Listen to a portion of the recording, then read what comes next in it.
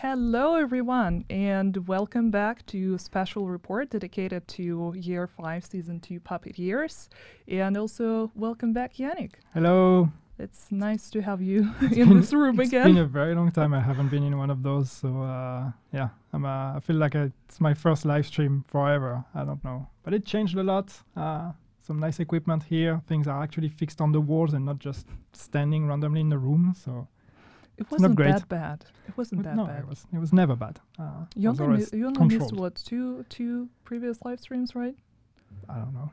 Was it just 2? I think it was just 2, maybe 3. It's like you haven't had me on one of those for like the past 3 years or something. I don't know. Maybe I upset you. I said something wrong. It's not my fault. It's just, Morten took your place while you were away. Morten was like, no, Yannick. And I mean, you are not the only person who's back on the brand. I mean, Yannick is not back on the brand. He's been here. It's just, I did not allow him to join me on the live stream for quite some time, but he's on his best behavior now, so. I have to. Yeah, but we also welcome Julian back as a division EP. Yes, EP for executive producer, yeah. Yep. It's going to be good to work with Julian again, and great future for the division. For people who do not know who Julian Gerthi is, maybe you just want to give a few reminders. Julian, when we say Julian, of course you know who Julian is. So Julian Gerthi, he's been at Massive for a very long time, longer than me, and he was the creative director of Division 2, all the way to Warlords of New York. He was also on the Division 1 as associate creative director. He's been one of the minds behind everything Division for a very long time. And now he, of course, went to work on the Star Wars project, which he's going to stick around with and ship. But then after that, he's going to be joining us again on Division as executive producer.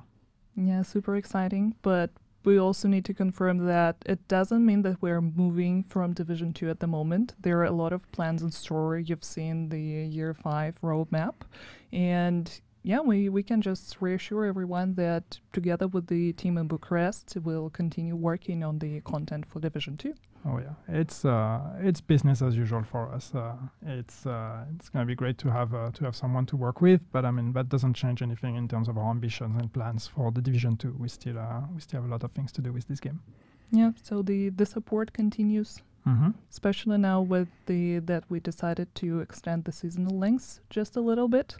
And the main reason for that is that we, of course, continue working on the new content, but at the same time, also putting focus into the, fixes, issues, and quality. Yeah, it's just taking a bit more time, so we can really take the time to add more quality and make sure we're trying to work on those fixes and the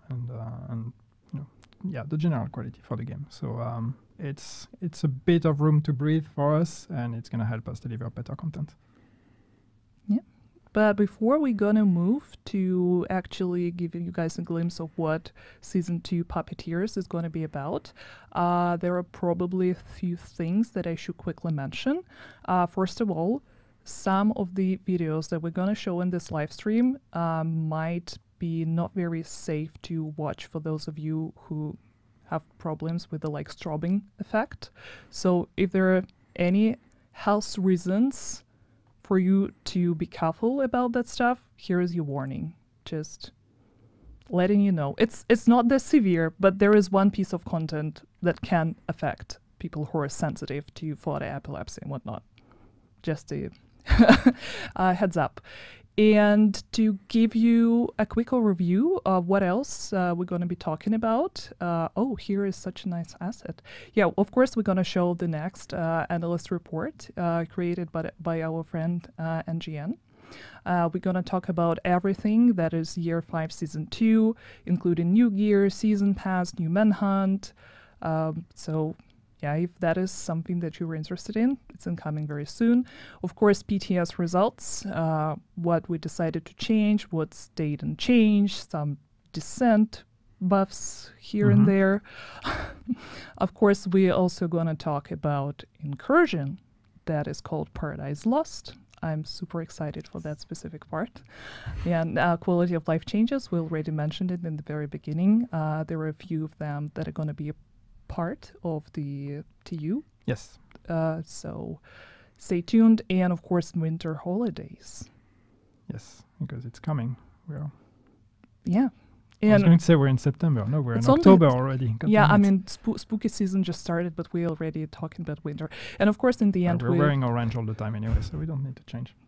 Yeah, unfortunately, I'm not wearing any brand colors today, but at least I'm wearing gray. Right? It's also a brand color, by the way. Yeah, of course, in the end, we're going to be answering your questions. So if you have any questions, please submit them to the live chat, and our community manager will pick them up. And yeah, I think that's pretty much it. And let's watch the analyst report to give you guys a quick recap of what happened during the previous season.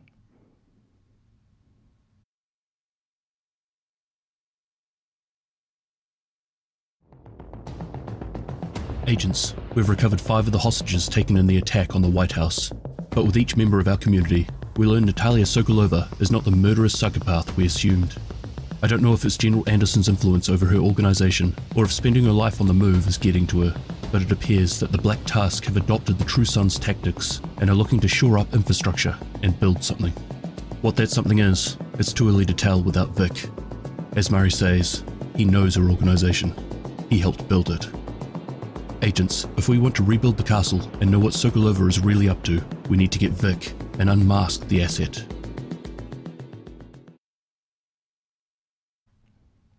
And that was the analyst report by NGN. Thank you so much, NGN, for submitting the second analyst report. And hopefully we're going to see many more of them in the future. Yeah, it's good to get a bit of a recap for people who may have missed the season, or people who played the season and needed a reminder, because that was, some weeks ago or potentially months ago for some people, and just to put everything in context. But yes, at the end of season 1, we rescued 5 of the civilians that were taken by the Black Tusk when they attacked the White House. Amongst them, of course, Mary, who's the girlfriend of Manny and the mother of his future child. But the work is not done. There's more civilians that need rescuing. Amongst them, of course, nobody else than Vikram Malik, who the name might ring a bell if you remember the days of Division 2 side missions. But he's been with us for some time already, and he was part of the civilians that were taken. So the idea is we need to go there and get those people, especially him, because, he works in tech. He's worked with the Black Tusk, and he knows things, probably. You're just started spoiling season 2 content already. Have I? Before we actually go into all these details, I want you guys to see the trailer for the season 2 Puppeteers first, and then we'll talk a little bit more about the new Manhunt premise.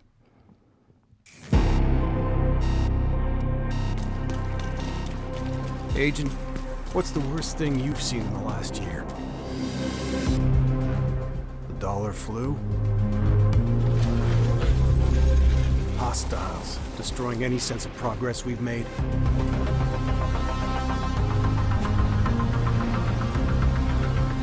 Natalia Sokolova?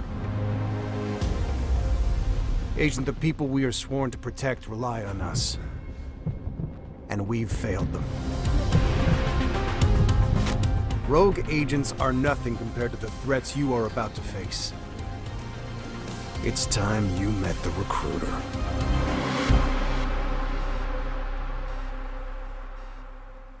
Whoa. Who is that guy? What are you talking about? I didn't spoil anything. Everything I said was like public knowledge. Yeah, as you can see, the difference between this season 1 and season 2 is that this time we are actually going to give you a target. That dude, that's the recruiter. So if you remember the recruiter, we've actually met the recruiter already. That was Did we? Yes, in season 9. Because the recruiter recruits. That's what he does. Right. No. I'm starting to connect the dots. If you remember at the end of season 9, the climax mission with Jack Bonney, there was a a little hunter standing up there. That was the recruiter. So Whoa. he's been also kind of haunting us for a while now. And now we're finally going to hopefully get to face him. Nice. Oh my god. I'm so excited for this upcoming season. But yeah, as you guys can see, we already know who's our final target is going to be. But of course, we'll need to continue saving our people. And there are 4 more civilians to rescue before we actually uncover recruiter's identity. Or maybe not. I don't know. No idea about that. I don't want to say more. You will have to play the season to find out. But yeah, it would be very interesting to get to the bottom of it and finally understand what recruiter what he does, except for recruiting, I guess. Hunting and recruiting. But no, there will be more civilians, as you can see, more collectibles about them, about their role, about what they've been doing in the castle with Manny for some time, a bit more context on, the grand scheme of things. And then, yes, that recruiter. And talking about Malik, actually rescuing him would hopefully help us get a bit more understanding what Natalia is scheming on the side. Hopefully. Yeah. If he's being cooperative, who knows? Oh, I'm just, giving wild suggestions. Do not take my word for truth. So, and yeah, this is the calendar that you are seeing right now. And since we extended the season by 1 month, there are 2 important things to note here. That first of all, of course, you're gonna have 5 global events this very season. But another important thing is that we extended each target and each league by 2 weeks. Each target. And the global events are actually going to be 2 weeks long. So you're going to get 5 2 weeks long global events. So really time to play around with those, grind those, and get all the rewards and grind all this currency and get all those caches. And yes, the targets are extended, which means it's not going to be 3 weeks, but actually 4 weeks, 1 month between each of the targets to make the season last a bit longer. Yep, and also give people a bit more time to comfortably, with their own pace, complete everything, and do not rush through the story, because the story is going to be very exciting.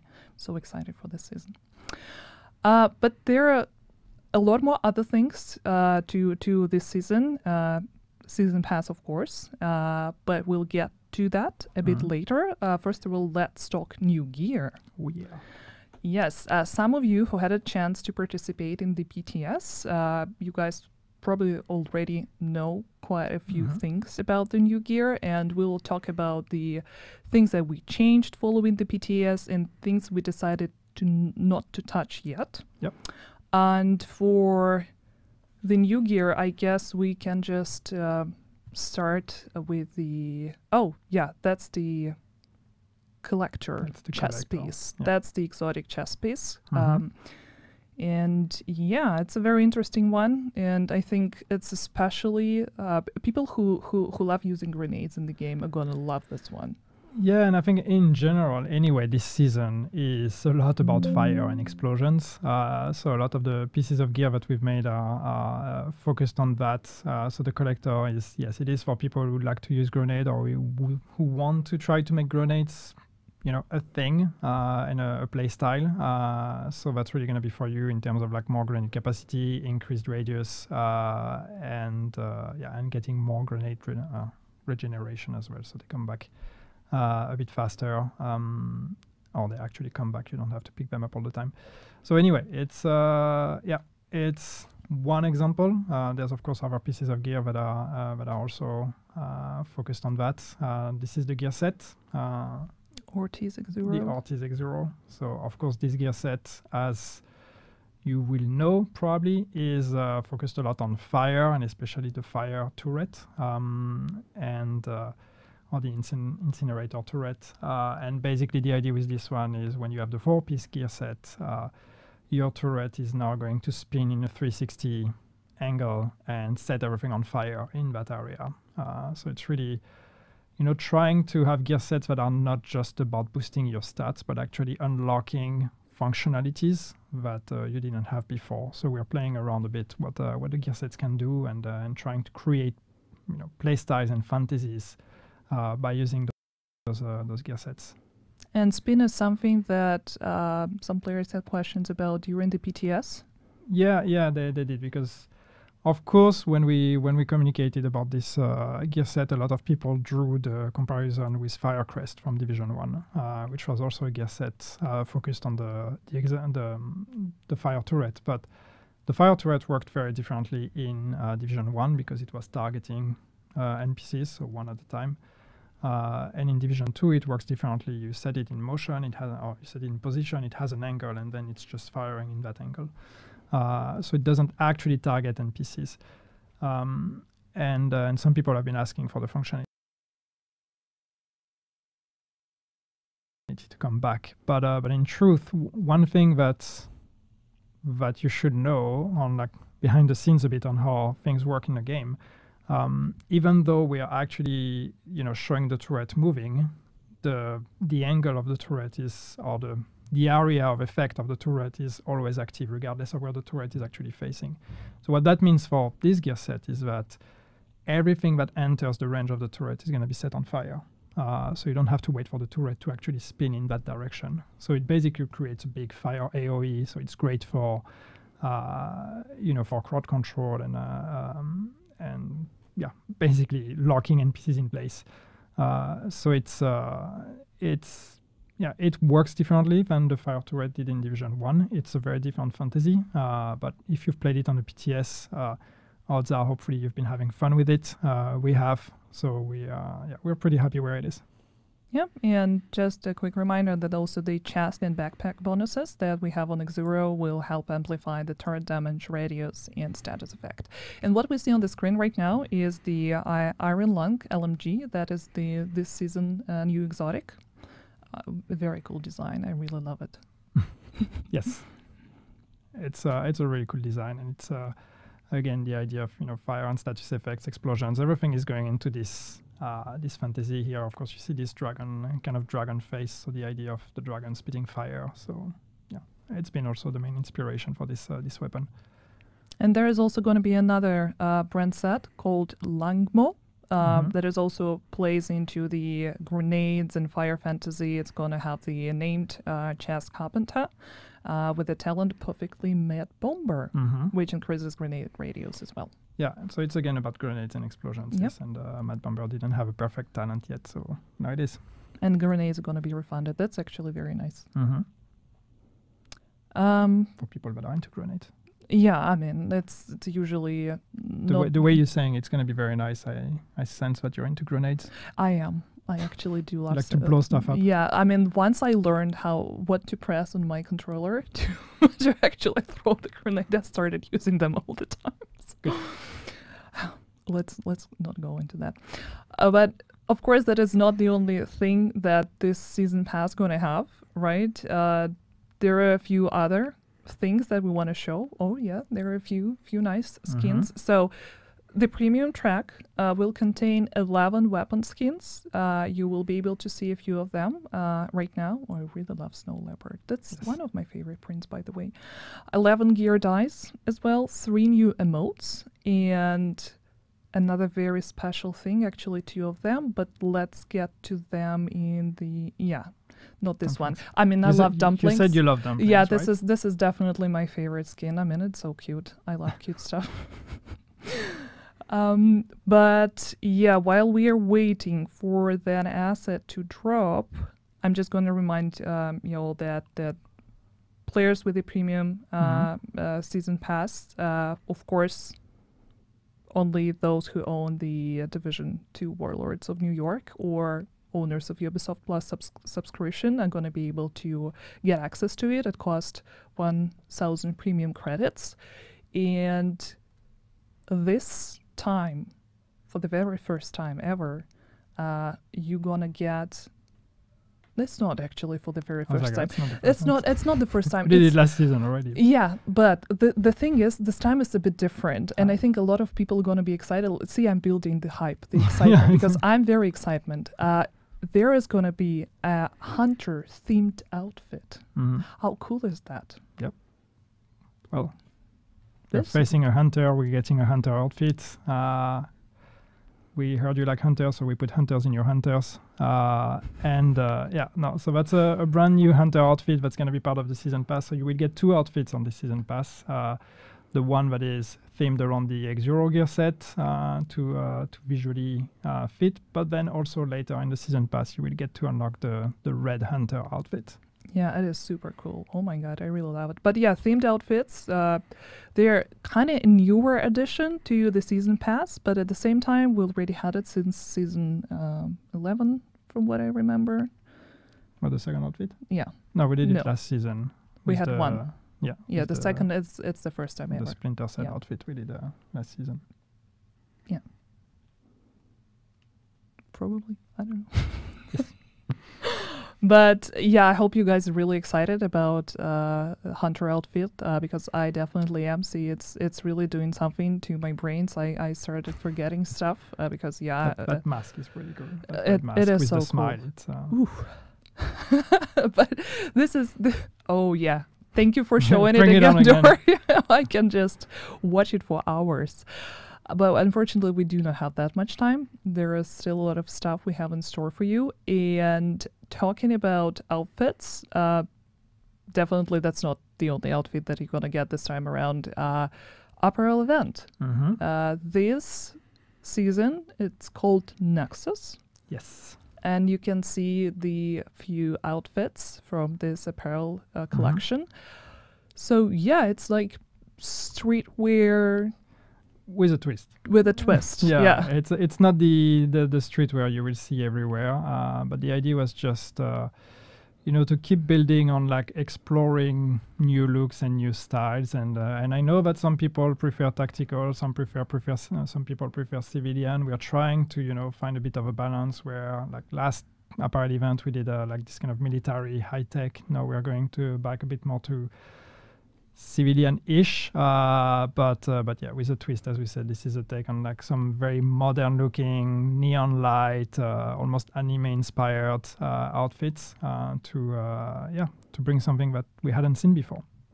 No, I think those of you who enjoyed the streetwear and activation, Street activation, yeah. that you're gonna enjoy this one a lot. Yeah, Because it's pushing that fantasy even a bit further. So yeah, there's some really cool pieces in this one, and especially I think we will get there soon. But oh, that's my favorite one with the cat ears. you like the cat ears, right? Yeah, the cat and the backpack. Mm-hmm.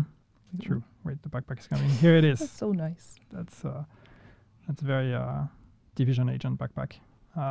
And then, of course, yes, the kind of new uniqueness with this one is we've done that already I think with the past apparel event, but we've pushed that even further this time. So as a reward for completing the apparel event, you will get this uniform. And so uniforms, if you remember, they are the pieces that take over all or most of your appearance. So here it will cover your body, your legs, but therefore doing uniforms allows us to create pieces that we couldn't do with just outfit pieces. And so as you've seen, maybe we'll get back to it, but as you've seen, we've made a uniform that is basically a long cloak, which we've never done before. So I'm pretty excited about that to see that one in game.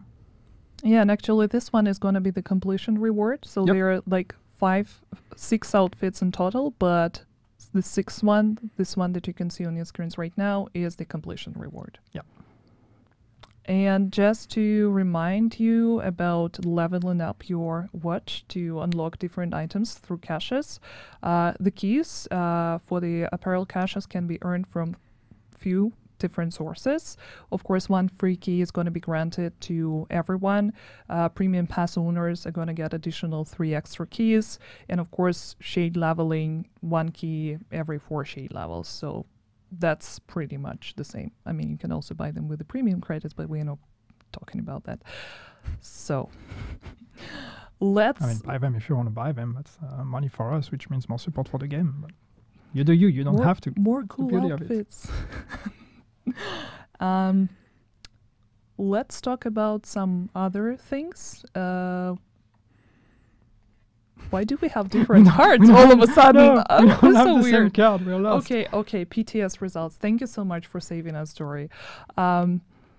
So there are a few things that we actually talked about when showing you gear, because that was the main focus of this current PTS.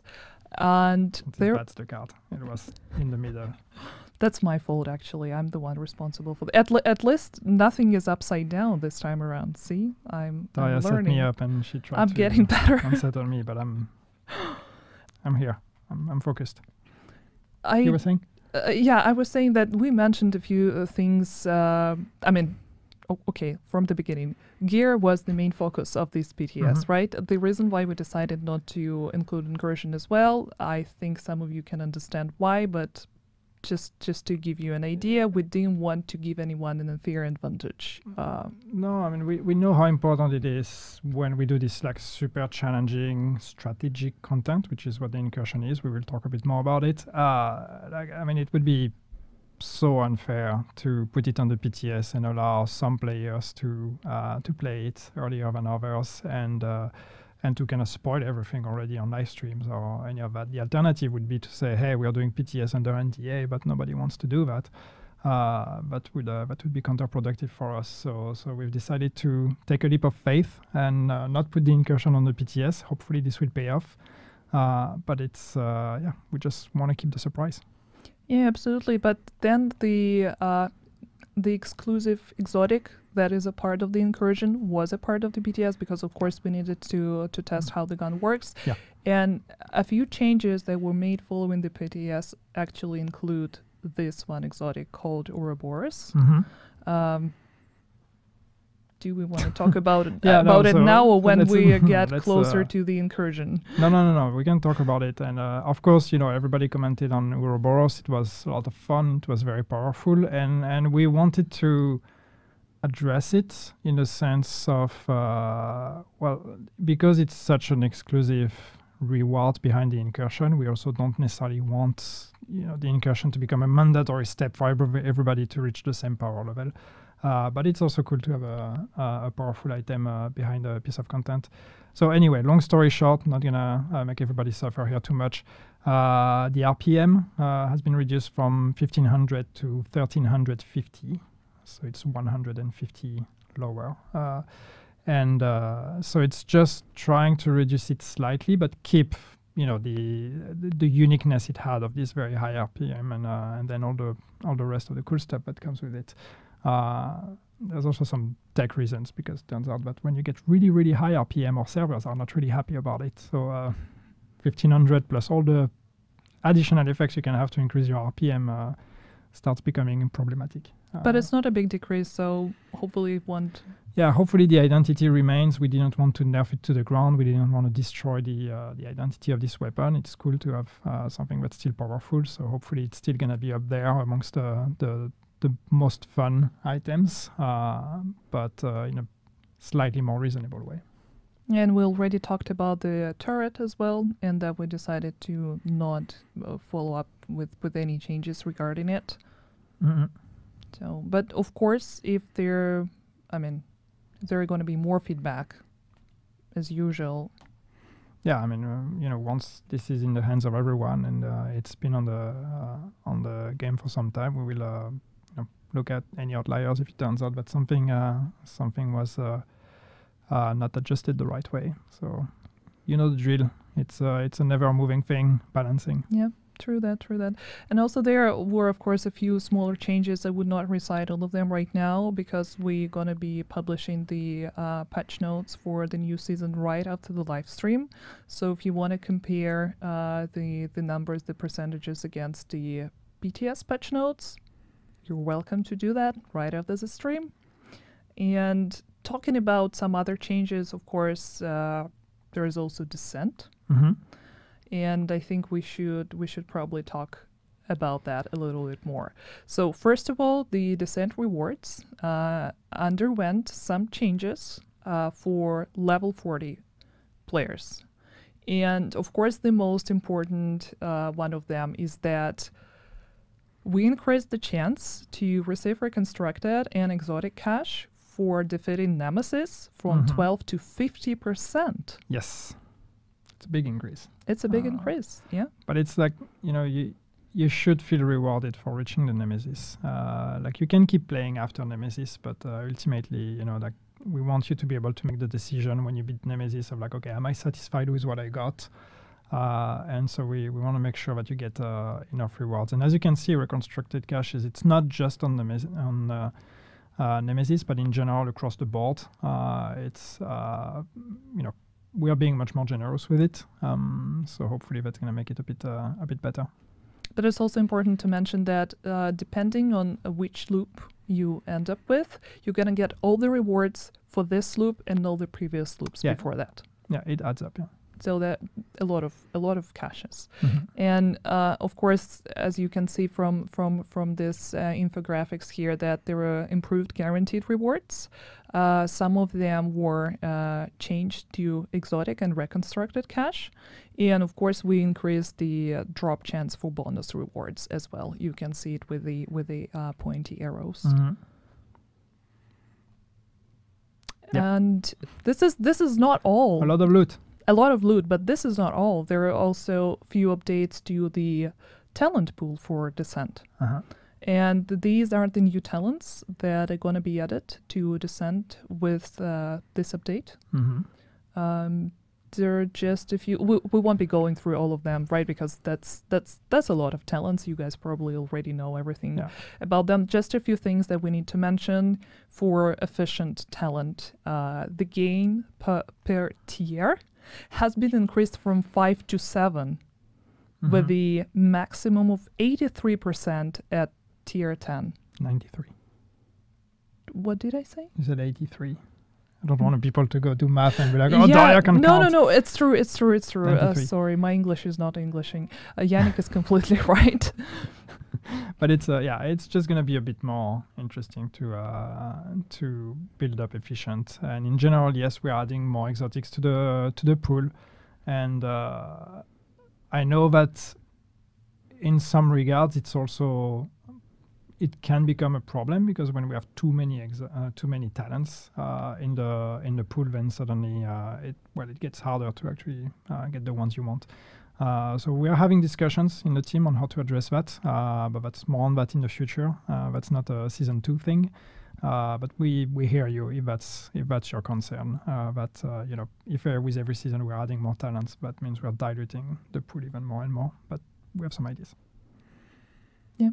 And I'm just going to recite this, that Shock and Ave talent also gain was increased by 10%, with the maximum of 105 at tier 10.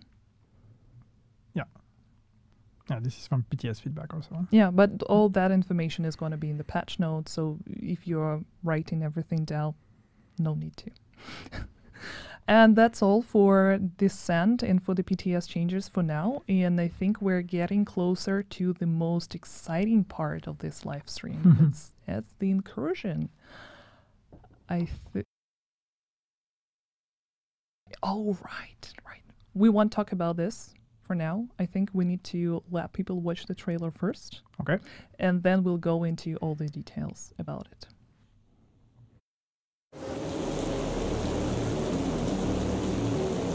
This is Mackenzie Merritt. We need help. Cleaners have taken the Merritt estate. We need the division.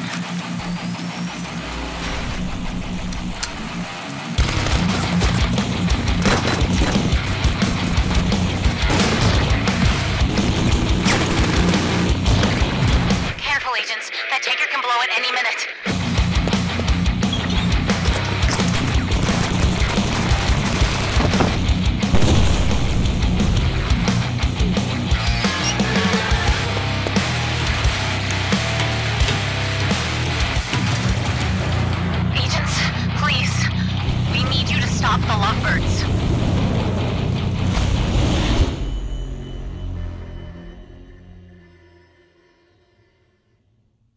hoping. Oh my god!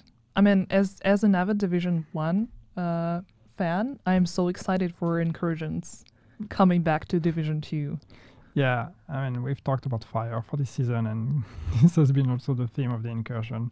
So, should we explain what incursions are? I think we should. Yeah. Yeah, Let- because Just again, we keep talking about it, but not everybody was here during the days of Division 1. But incursions is basically, amongst the most challenging content that we have in the game. It's for groups of 4 players, and it's tough. It's going to be tougher than legendary missions. In some ways, potentially tougher than the raids, at least the raids as they are today, because people, speedrun those now in a few minutes.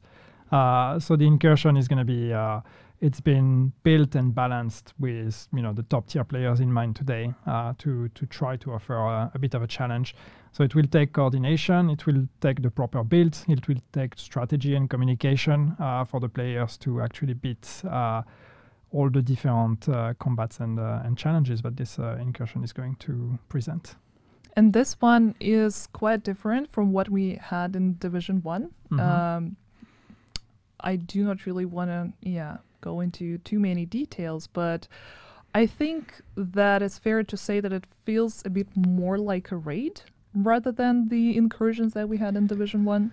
Yeah, I think it's so we wanted to have some difference between incursion and raid. It's not just a raid for 4 players. There's a bit of a difference where it's a bit more about your builds and your team composition, and sometimes a bit less about solving puzzles, which the raids have a lot. There are a few puzzles, and of course the boss mechanics definitely require a lot of strategy. But yeah, it's a bit more about, like, almost a bit more of an RPG challenge of having the builds to really face the lethality of the space. And then if I can give a comparison, because we had 4 incursions in Division 1, so it can mean very different things depending on which ones you played. But of course, our inspirations were more the later ones. So Dragon's Nest and Stolen Signal were the ones we took from, which were a bit lengthier, with more combats and actual mid-bosses and then final bosses. So that's what we built on when we say, inspired from incursions in Division 1. We definitely took the inspiration from the later ones, not the earlier ones. Yeah, and of course we already mentioned the new exotic that is going to be exclusive for this specific incursion. Yeah. That is called I cannot pronounce it for the life of me. Ouroboros. So this So giant just say ro. yeah, Ouroboros. Ouroboros. Sorry, this giant snake. But this is a very cool exotic SMG. And it's not a guaranteed drop. No. You're gonna only have a 10% chance On a weekly basis. Yeah. Yes. So the way it works is it's a bit like the raid, but basically there's a chest that you can only open once a week. In that chest, you have 10% chances to get the Ouroboros. If you do not get it, well, you will have to wait for next week to have a chance to open it again and to get the Ouroboros. But the Ouroboros can also, I've said Ouroboros a lot, can also drop from the bosses you will have in the incursion, and that all the time, not on a weekly basis, at a lower rate, at 1%. So basically, once a week, you have increased chances to get it, but you can, farm the incursion if you want for a chance to get it, regardless of the weekly reset. So the completion reward only available once a week, but if you want to replay it, you will still have a 1% chance to drop it from the bosses. Mm-hmm. And yeah, as you've seen this time around, we are going against cleaners. These lovely birds here are called lovebirds. Yes. They're actually a couple, but the rest of their story is for you to discover. Yeah, and one thing I would say on this incursion is, like, similarly to what we've been doing a lot lately, is that there's a story behind it, and it has ties with the main story of our seasons. For those of you that are story nerds on Division 2, well, you will see that there are actually connections. We are going to the Meret estate, and Meret, of course, is a name that should ring a bell to people that have played a lot of Division 1 and 2. That's this fashion brand that you see everywhere. So this is the estate of the wealthy family that is behind that. And without giving spoilers, in this estate, you're going there to rescue the civilians. Now that the estate, which was turned into a settlement, has been taken over by the cleaners. So you're going there to rescue the civilians, among which is the leader of the settlement, and that leader is Mackenzie Meret, and she's the heir to the Meret fortune, in a way. And yeah, that's a character that we may learn more about in the future. Super exciting. And of course, for all the speedrunners out there, we are gonna be giving social media call-outs to those of you who would be lucky enough to beat it first. I don't know, in the group of 4, 3, solo. It's probably impossible, but who knows? Solo is gonna be tough. So you don't need 4 players. You can perfectly start the incursion with less players if you want to. Now you should know that solo is probably going to be hard just because of the mechanics of some of the fights in there. So I would recommend you at least have 2 players to go there. Yeah, I think it's impossible on solo. I mean, probably people gonna find a way. On paper, it's impossible, but you know, the community can surprise us sometimes. So maybe they will find a way to beat it. But on paper, it should be impossible to defeat it solo. That's not a challenge. That's just mechanically, that's the way it is. But with 2 players, though, it's gonna be really tough. But at least mechanically, there's nothing that should really prevent you from completing it with 2 players. Yeah, the next thing we know is people tweeting about how they spent 24 hours trying to beat it.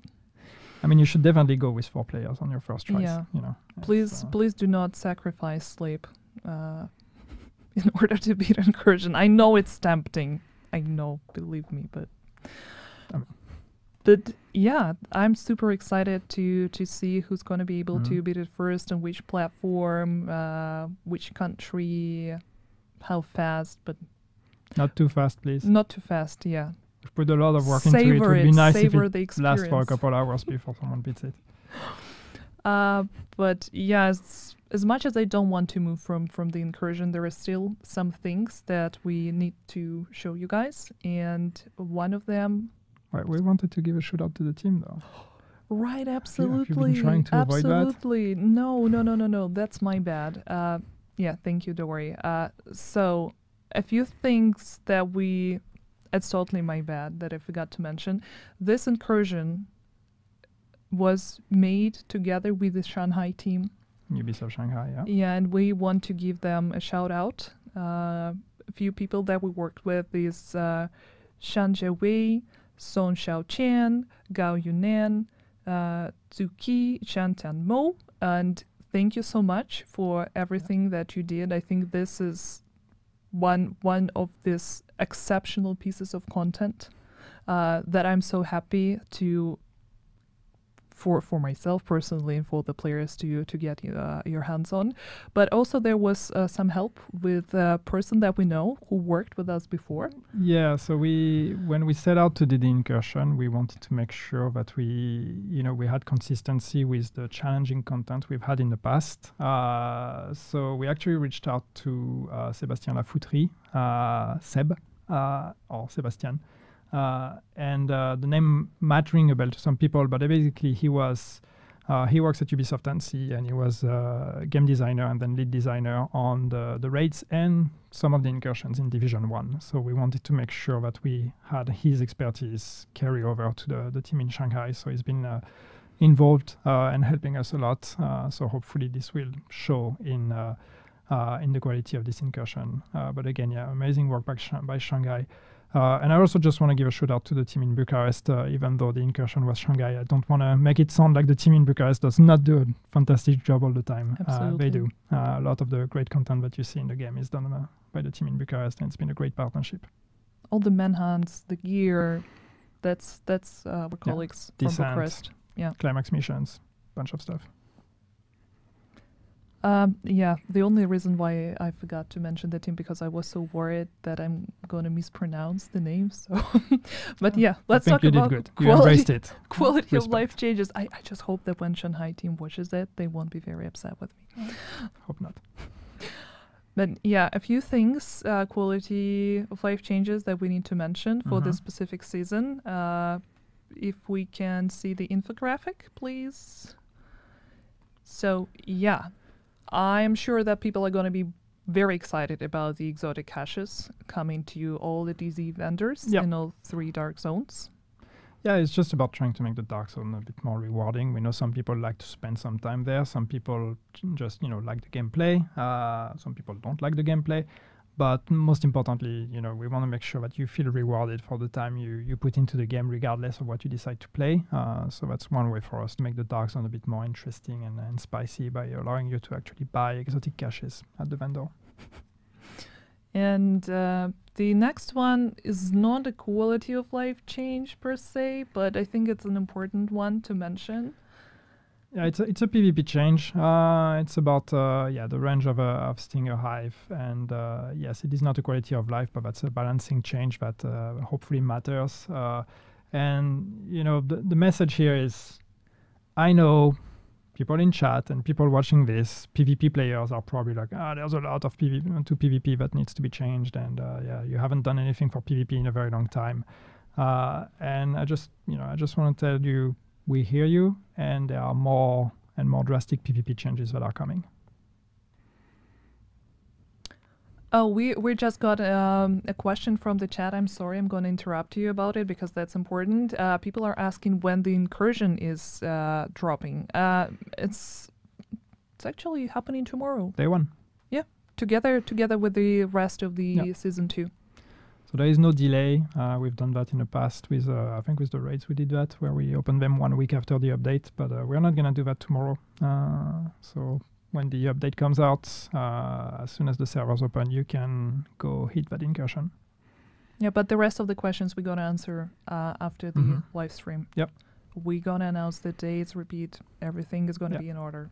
I'm so I know I already... We did not actually give the date of the update. We did not, but I was intro, saving it for the very end. Okay. See, but then again, well, it's tomorrow, but please pretend to be surprised when we announce it at the end.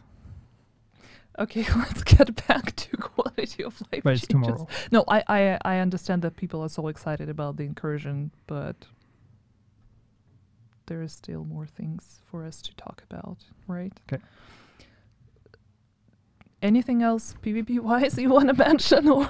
No, I just said there's more changes and more drastic changes coming. That's pretty much as much as I'm allowed to say at this point. Yeah, and when we are ready, of course, you're going to be the first one to know. Some other things, I think it's a very nice one, the message notification that's going to help players identify what sort of other steps they missed in order to activate the bounty. I think that's a very helpful one. Yeah. I mean, it's especially when you miss out or when you're not sure exactly what you need to do. I know that for some players out there, you're probably reading that and being like, "That's dumb. I don't need that." That's okay. It's not for you. It's for other people, and that's what quality of life changes are about. It's really about removing the small frictions. Sometimes it's more meaningful changes like exotic caches. Sometimes it's just removing small frictions or making small flow and experience improvements. So this is one of those for the people that sometimes get lost in the in the list of things that need to be done to actually play a manhunt. Yeah, because there are sometimes we see the questions and people are a little bit lost. I think that would actually make the manhunt experience more streamlined and easier to navigate. And the next one is also the same, right? Add the discovery mission to the manhunt menu activity list. Discovery mission becomes available upon completing the target bounty. He can read. He can read. But basically what this means is just, again, it's a small flow in improvement, but you know how playing the manhunt last season, when you finish a target, then we tell you, hey, go back to the castle to go talk to that person. This is not a mandatory step. You can actually start another target and not do that. But that creates a bunch of problems in the flow. So now it's going to be a mandatory step. Now you're going to have to, once you finish a target, you go back to the castle, you talk to the right person, and only then you will unlock the next target. which again helps with, with understandability, with people actually doing the right things at the right time, and hopefully will create less situations where people get lost in the manhunt or potentially also things breaking. Yeah, absolutely. And no, I really think that those are very helpful, especially considering how many questions we usually receive about these specific topics. And it's not the last one. There is going to be a second slide, I promise. But the equip set button is something new that you guys going to be able to see in your apparel menu, and it would help you equip all owned items from the selected item set. So you don't really need to click them one by one. Yeah, it's especially a problem when you're playing, like apparel events or whatever, or you get all the set items and it all looks cool, but you have to go find all of those pieces one by one. Now you can do all of that at once. So yeah, once again, this is one of the quality of life changes. The whole experience with outfits and apparel and all that are also things. Is also something that we are going to make more improvements to moving forward. But yeah, this is just one of them. A small thing that should help with some players. And let's move to the next slide. So yeah, another update that I know a lot of players were waiting for. We added the Legacy Manhunt menu, where you would be able to find the previous season Prime target missions, and also go through the targets profiles, play all the missions in the order, and get all the rewards. Yeah, I mean, this is so there's a very different window of scale when we talk about quality of life changes. This is almost a whole new feature, but yeah, it's basically for all those who want to catch up on the story or to replay the old climax missions or the old manhunt. So now you will actually have a timeline that tells you in-game time when things happen, give you the brief of what happens. You can select a climax mission. You will get the cutscenes when you're being transported to that climate mission, so you can see the cutscenes again from the previous seasons, the intro cutscene, if there is one, and the outro cutscene when you finish the mission. So yeah, this is all in order for people to re-experience some of that. It's not the full manhunt, just to be 100% clear, it's just the climax mission, and we will give you a text explanation of everything in preparation of that climax mission, so you can follow the story that way. Yeah, the one thing that's still missing is the collectibles, the season collectibles. They are not yet added, but our plan is to also allow you to get those collectibles as you beat the bosses of the climax mission. It's not going to be there yet, so not with season 2, but in the future, hopefully not too far, we will also add that functionality that you will be able to kind of farm the collectibles if you missed them of the previous seasons by replaying the climax.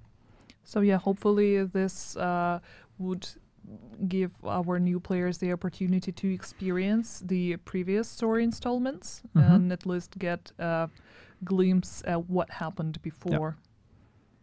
Yeah, it's just if you missed out on a season, then no panic. You can get the gist of it by just playing the Legacy Manhunt. Or you can watch NGN's analytic reports. You can watch videos. Yeah, it's up to you. And the last one, we won't go through all the details. That's another outfit widget that would help you understand what items you own right now, what you don't own, and also will help you identify which specific items belong to a specific set. So another good feature for all the fashionistas out there. Yes.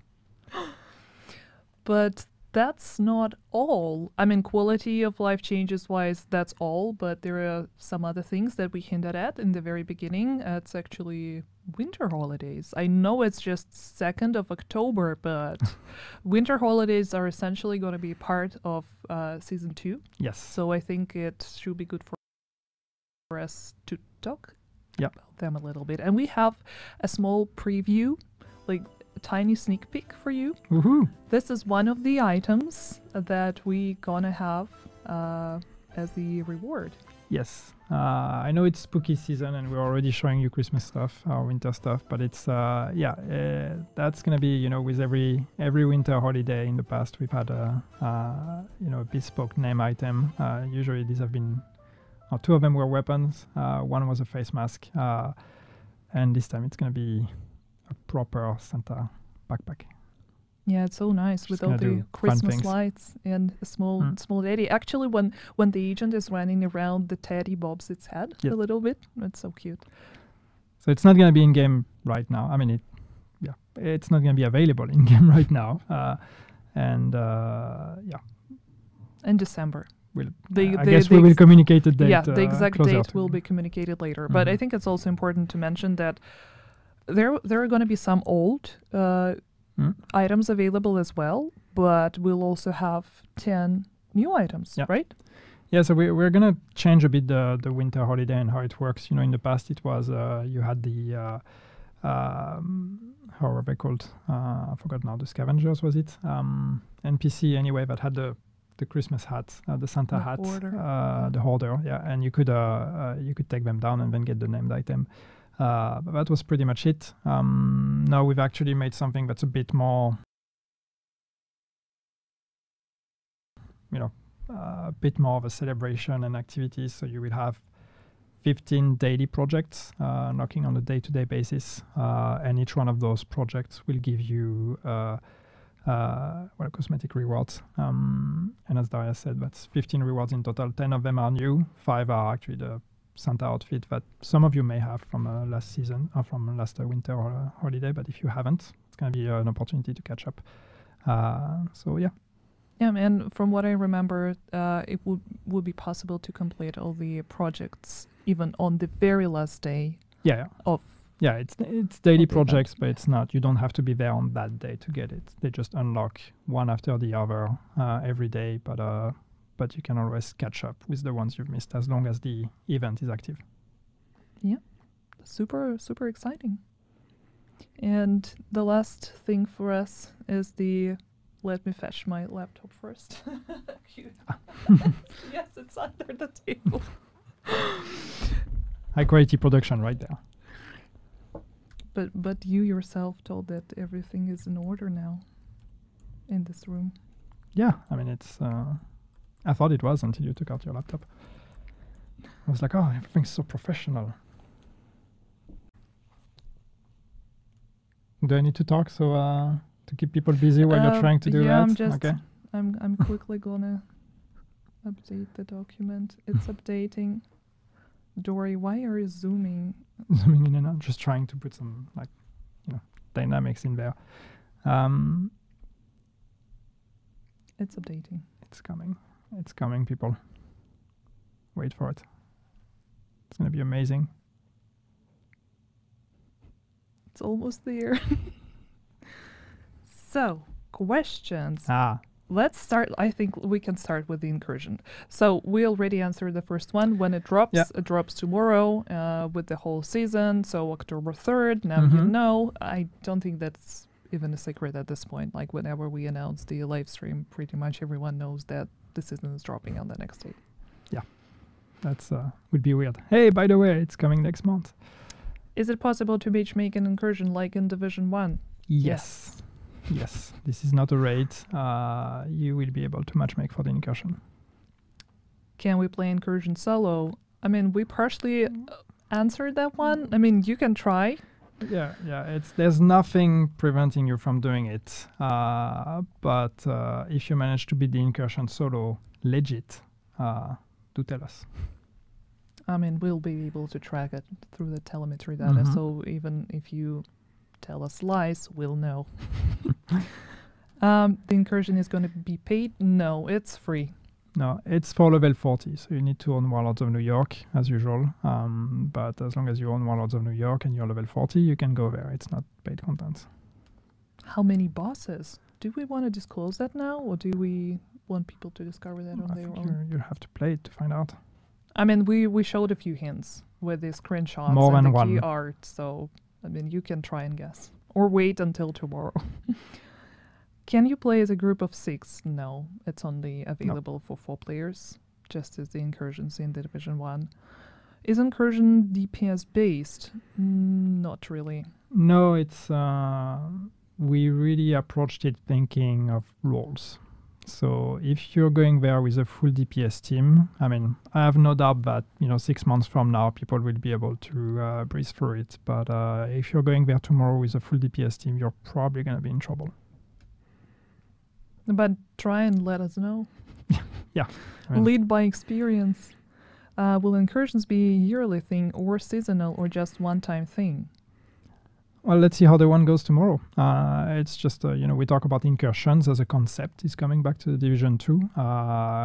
We've made one. If you folks like it, if you're having fun and if you want more, let us know.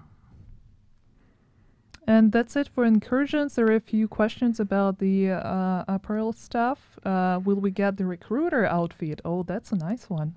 Would be nice, right? Looks good. Huh? Yeah, I wish we could. Can you bring back Halloween masks? Halloween mask? Specific ones or just in general? I mean, we will have a spooky season thing on the store.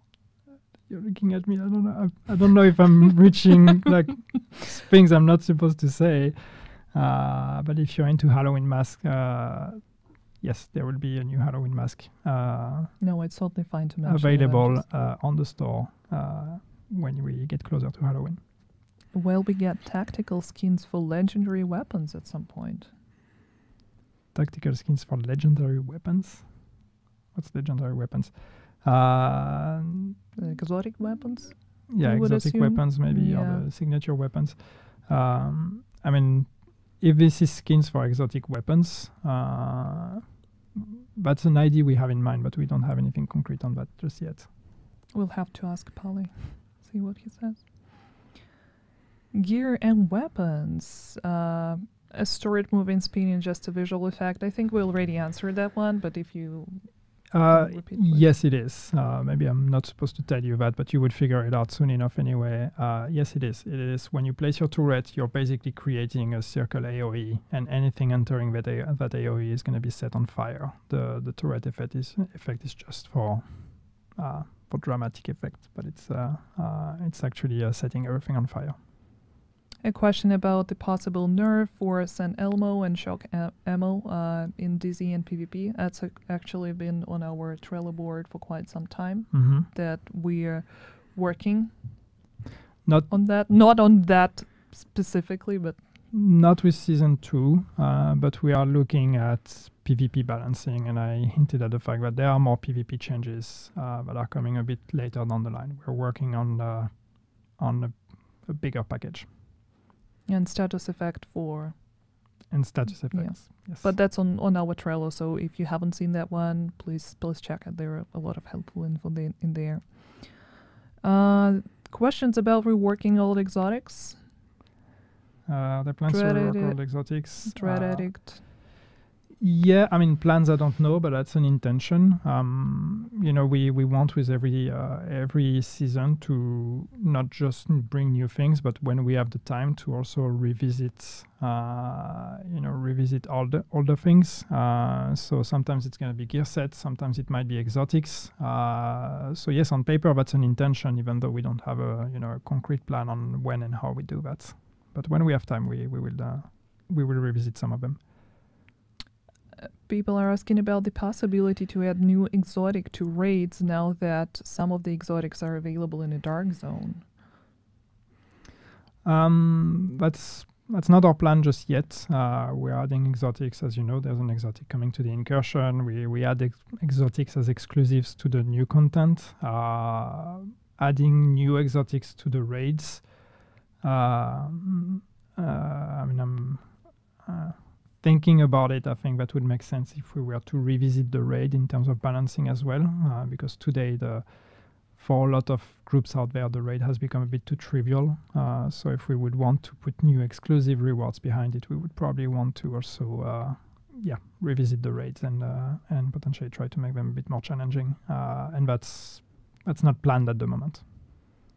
I still think that it would be fair to say that it's not easier to get an exotic in the DZ rather than in the raid. It's just... No, I mean, the most predictable option is still to do the raid. You have a chance to get it in the DZ, and our intention is kind of to keep going that way. That's things that are exotic, not exotic, but are exclusive to specific piece of content are only exclusive for a time, and then eventually we add them to the dark zone. So you will see more of that as we keep going, keep advancing in our timeline. We're going to eventually 1 year in the very long future, the Ouroboros, for example, might be added to the dark zone, but not anytime soon. So of course it would make sense when we do that to also start rotating new exotics on those activities. But to be honest, the thing is exotics they're not easy to produce. So there's only so many we can make every season. So we have to be careful where we put them. A very popular question about Descent, where will there be checkpoints in Descent? Not at the moment. It would take a complete refactoring of how Descent works. It's also, if I pull the curtain a bit, it's very messy technically with your save, because we are putting you on another character. If we were to allow, so I would assume when you said checkpoints, you actually mean like being able to save your progress and resume in another session, because I find that most of the time that's what people mean. Maybe I'm wrong, but when they said checkpoints. But right now, when you leave a session, we erase everything of that session. And that's the only way for us to make sure that we can put you on a fresh character when you start Descent. It's technically your character, but actually it's not. So anyway, that would be a tremendous amount of work, and that would also kind of trivialize the concept of permanent death. In a way, and really trying to push you. What we want to look at, though, on the other hand, because we know that this is a very regularly requested thing, but in truth, I think in many cases, what transpires through that is the fact that people find that Descent just takes too long, and it's not easy to necessarily plan a session of 45 minutes, 1 hour, or 2 hours. And I think that's maybe where we can make more improvements. It's just on like bringing down the session time of Descent to something that is a bit more reasonable and takes a bit less long to until you at least get the threshold of reaching the Nemesis and beating the Nemesis. So we're a bit more interested in that and looking in that direction, not adding checkpoints. Thank you for clarifying that. Performance issues. Will they be addressed in Division 2? But I think that's something that we mentioned in one of the reasons why the seasons were extended, to actually give the team a bit more time to concentrate on the stability issues.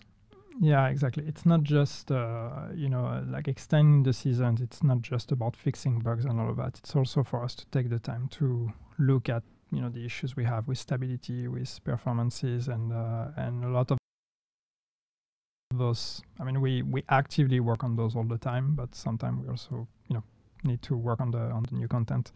So extending the seasons allow us a bit more time to also go back into the kind of the backlog of issues and try to address those. And of course, as usual, stability and performances are on top of our priorities.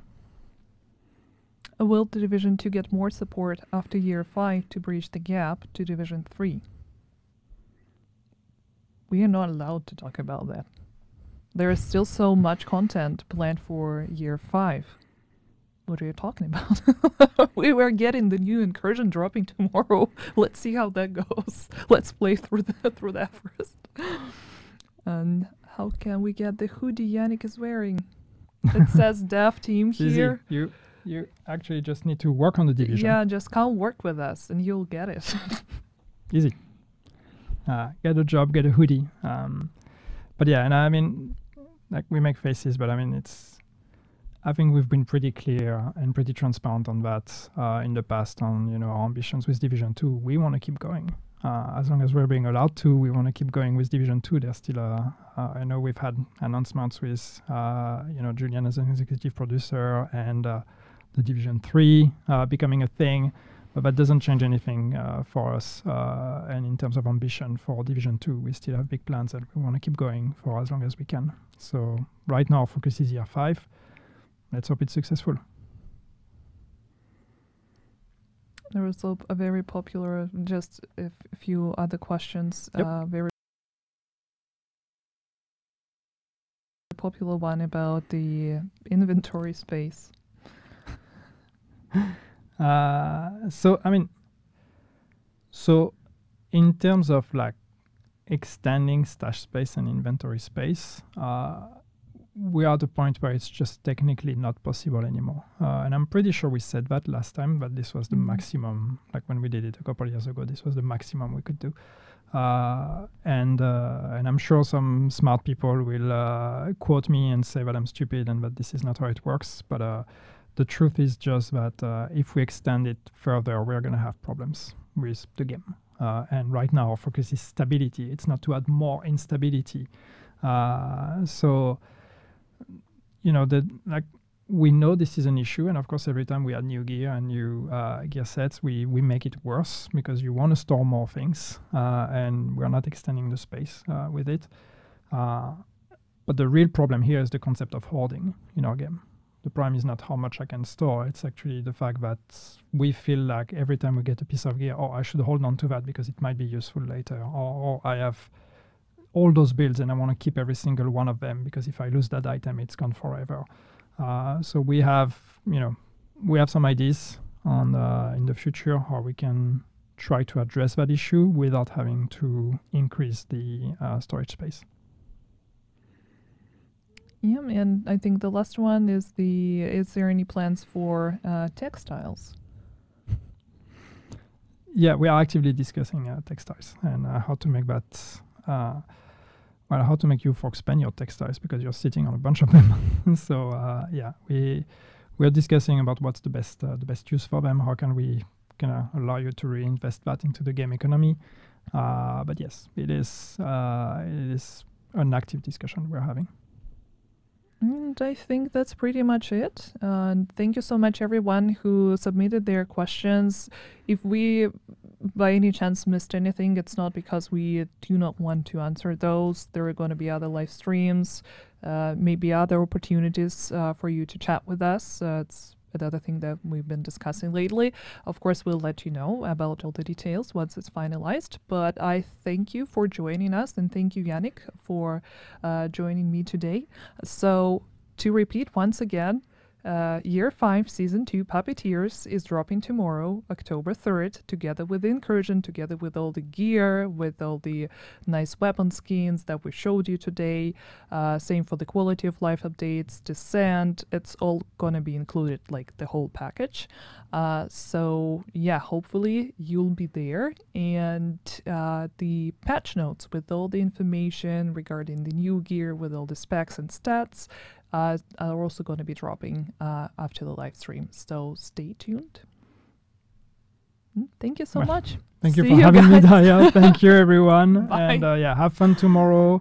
Have fun with the Incursion. Have fun with the season. And just, let us know how all of this feels. Yeah. See you. Have a good day. Cheers, everyone.